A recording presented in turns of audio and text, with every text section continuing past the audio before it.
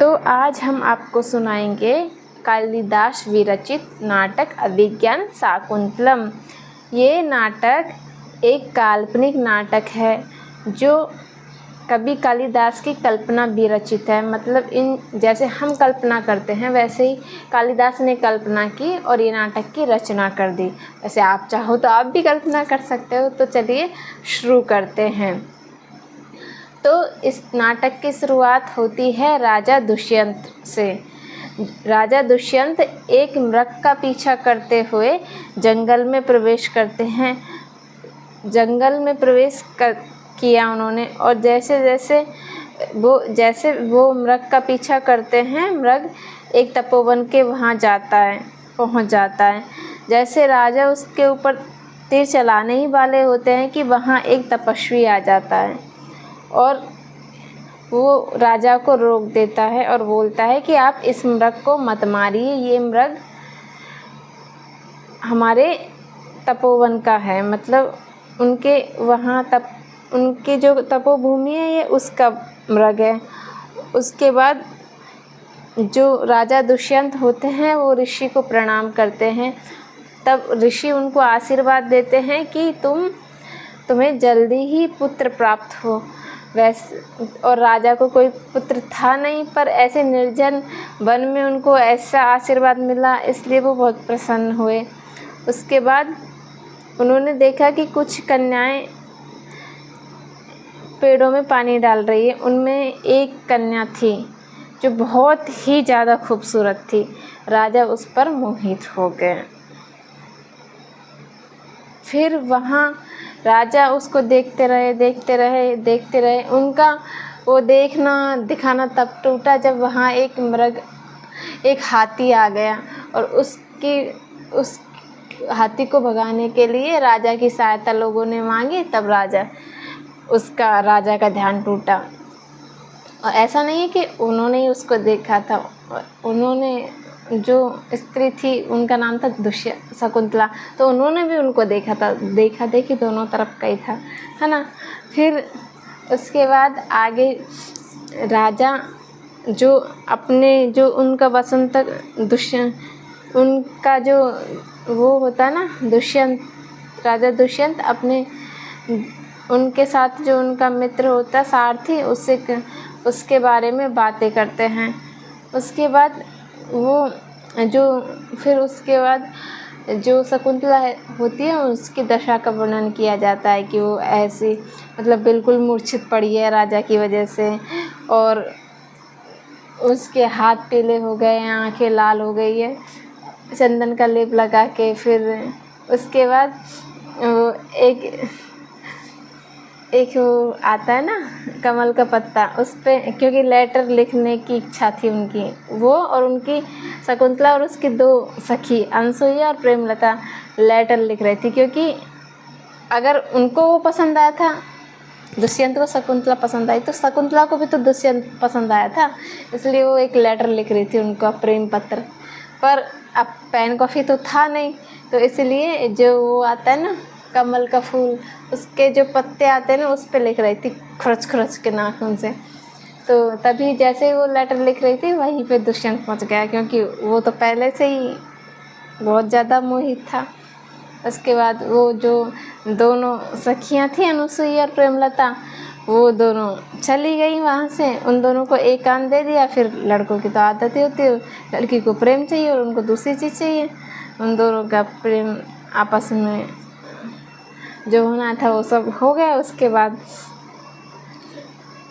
जो उनकी सखी थी उन्होंने आवाज़ दी कि अब तो संध्या का टाइम हो गया। फिर शकुंतला वहाँ से आई। उसके बाद जो राजा अपने घर को लौट गए, पर वो जाने से पहले उनको एक अंगूठी दे के गए थे कि मैं ये अंगूठी तुम्हें मेरी याद दिलाएगी, रख लो, और थोड़े दिन बाद मैं अपने राज के लोगों को भेज दूँगा तुम्हें लेने। और वो चले गए। उसके बाद कुछ दिन तक कोई समाचार नहीं आया। और फिर ना शकुंतला है ना राजा दुष्यंत के ख्यालों में खोई थी। तभी वहाँ कौन आता है, राजा ऋषि दुर्वासा। अब क्योंकि हमने ये कल्पना का जो श्रृंखला है वो रामायण से चली आ रही है, तो रामायण महाभारत से, तो ये ऋषि दुर्वासा का वर्णन वहाँ भी मिलता है।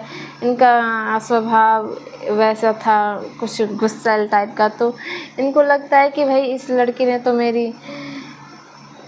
भगत नहीं की, मेरी कोई आदर नहीं किया, तो उन्होंने उसे श्राप दे दिया कि जिसे तुम याद कर रहे हो वही तुम्हें भूल जाए।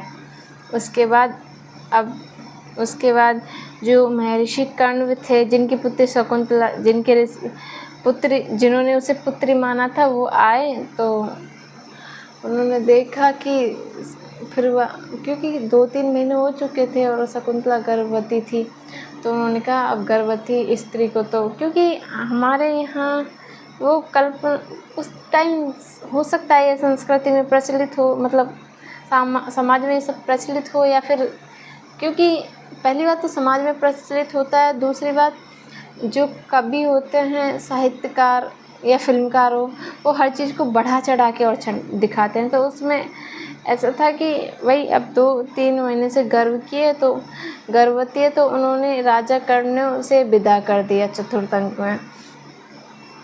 उनके कुछ तपोवन के लोगों के साथ उसे भेज दिया राजा दुष्यंत के यहाँ। अब क्योंकि राजा वो ऋषि दुर्वासा का श्राप का प्रभाव था उसके ऊपर, तो जैसे एक जगह वो नदी के वहाँ पानी पीने रुके और उसने हाथ धोए, तो वहाँ उसकी अंगूठी गिर गई, क्योंकि राजा की अंगूठी थी, उसके हाथ में तो ढीली आएगी ना, तो गिर गई। फिर जैसे वो राजा के वहाँ पहुँची तो उनकी तो पहले भी पत्नी थी। अब भाई अपने यहाँ तो ऐसी संस्कृति प्रचलित थी ना उस टाइम, क्योंकि ये कालिदास जिस टाइम हुए थे उस टाइम पीरियड में ये कॉमन था कि एक राजा की रानी, 1-2 रानी होती हैं, तो उसमें राजा के पास पहले ही रानी थी, तो उन्होंने कहा कि मैं तो पहले ही थी, तो तुमसे शादी क्यों करेंगे। और नॉर्मली वो बेसिक आप कॉमन यही देख लो कि नॉर्मली लड़कियां ऐसे ही होती, मतलब थोड़ा दिमाग उल्टा ही लगाते हैं, ऐसे बोलते हैं, लड़के से ही बहस करती हैं लड़के से क्वेश्चनिंग करने के बजाय। तो वो भी सेम चीज़ वहीं हो रही थी। फिर राजा भी बोल रहे थे कि नहीं, मैं तो तुम्हें नहीं जानता, ये तुम कौन हो मुझे नहीं पता। उसके बाद फिर वहाँ तो उन्होंने उसे रखा नहीं, उन्होंने तो उसे रखा नहीं, और महर्षि कर्ण के यहाँ फिर उससे वो जा सकते नहीं, क्योंकि हमारे यहाँ एक प्रचलित कथा है कि लड़की एक बार विदा हो जाए तो वापस नहीं जाती, और इसमें उस चीज़ की अतिशयोक्ति कर दी गई है, अलंकारों की भरमार।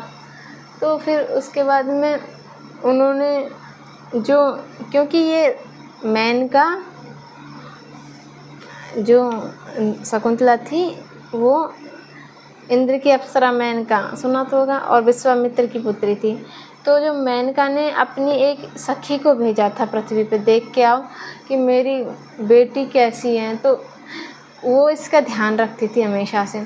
लेकिन जब इसकी ऐसी अवस्था हुई कि ना तो इधर की घर की रही ना घाट की, तो उस टाइम पे वही इसे आई और इसे ले गई चक्रवात के जादू मतलब ऐसे वहाँ से इसे ले गई एक ऋषि के यहाँ, और वहीं इसने अपने बच्चे को जन्म दिया।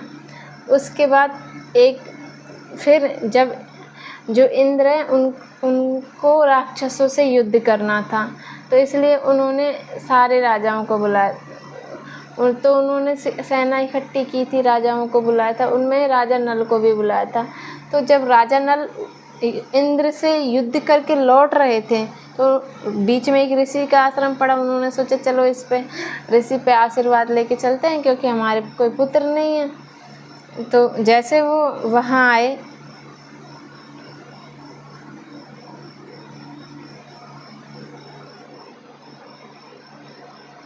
सॉरी मिसप्रिंट हो गए,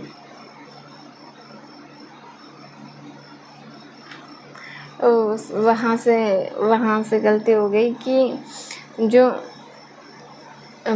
बीच में यहाँ से मिस हो गया कि जैसे वो उनकी सहेली ले गई थी शकुंतला को, वो तो वहाँ पहुँच गई, लेकिन है ना जो एक मछुआरा था उसने एक मछली पकड़ी और मछली को जब उसने काटा तो उसके पेट से अंगूठी निकली, वो राजा वाली। फिर उसने वो अंगूठी वहाँ के सुनार को बेचने गया तो उस पर लिखा था दुष्यंत, तो राजा वो पहचान गया कि ये तो राजा की अंगूठी है। फिर वो राजा के पास लाया। जब राजा ने वो अंगूठी देखी तो उसे शकुंतला के बारे में याद आ गया था। फिर उसके बाद कुछ दिन बाद उसके बाद है ना, राजा ने बहुत विलाप किया, पर अब पछताया खुद का जब चिड़िया चुग गई खेत, क्योंकि उसे पता नहीं था शकुंतला है कहाँ। तो बस वो रोता दिन भर, फिर यही होता है, रो रो रो।